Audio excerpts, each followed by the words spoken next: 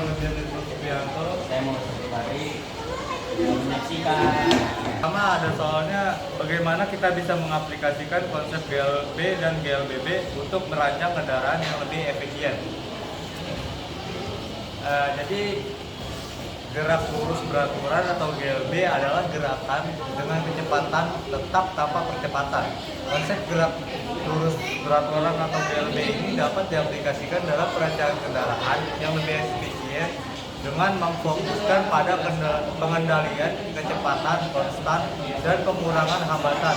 Dalam GLB, sebuah objek bergerak dengan kecepatan tetap tanpa percepatan, yang berarti konsumsi energi dapat diminimalkan jika kendaraan mampu mempertahankan kecepatan konstan dalam jangka waktu yang lama. Desain kendaraan dapat dioptimalkan untuk mengurangi gaya gesek dengan jalan, hambatan udara, serta penggunaan energi yang berlebihan saat akselerasi dan deselerasi. Dengan teknologi seperti motor listrik yang lebih efisien dan sistem kontrol otomatis yang dapat mengatur kecepatan secara optimal, kendaraan dapat dirancang untuk bergerak dengan lebih efisien, memperpanjang jarak tempuh, dan mengurangi konsumsi energi secara Saya akan menjelaskan dalam perencanaan kendaraan yang efisien menggunakan prinsip gerak lurus berubah benturan GLB. Beberapa konsep kunci dapat dijelaskan. Oke, saya akan menjelaskan percepatan dan kecepatan. Percepatan dan kecepatan, optimis percepatan, pilihan kecepatan yang seimbang untuk mencapai kecepatan maksimum dengan efisien bahan bakar yang baik. Kecepatan yang terlalu tinggi bisa mengkonsumsi bahan bakar yang tidak efisien. Kecepatan maksimum, tentukan kecepatan maksimum yang ofisial untuk efisien bahan bakar. Biasanya kendaraan memiliki kecepatan di mana konsumsi ini adalah yang paling rendah. Saya akan jelaskan desain aerodinamika.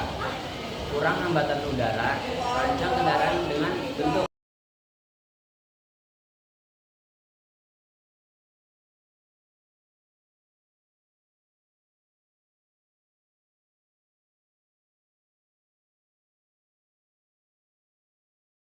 Yang pertanyaan kedua, apa yang terjadi jika kecepatan negatif diterapkan pada objek yang bergerak?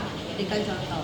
Oke, untuk ketika percepatan negatif dikaitkan dengan objek yang sedang bergerak, artinya objek tersebut mengalami penurunan percepatan atau perlambatan, maka objek tersebut dinyatakan percepatan negatif. Karena percepatan negatif ini menyebabkan benda yang tadinya bergerak kemudian dapat berhenti. Contohnya seperti mobil yang sedang bergerak dengan memiliki percepatan konstan, dan kemudian pengemudi tersebut mengerem. Nah, mobil ini dinyatakan percepatan negatif karena percepatan negatif ini adalah percepatan yang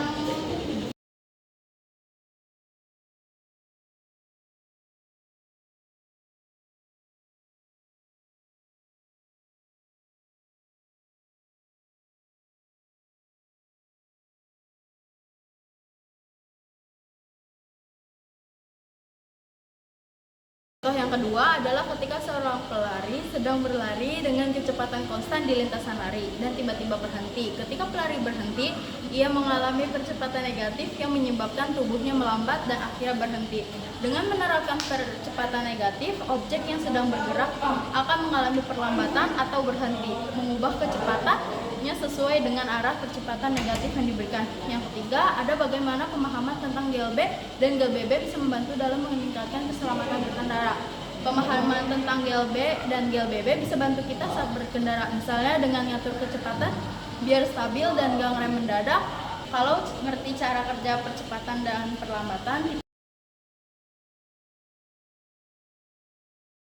Sekian presentasi dari kami, mohon lebih mohon maaf. Assalamualaikum warahmatullahi wabarakatuh.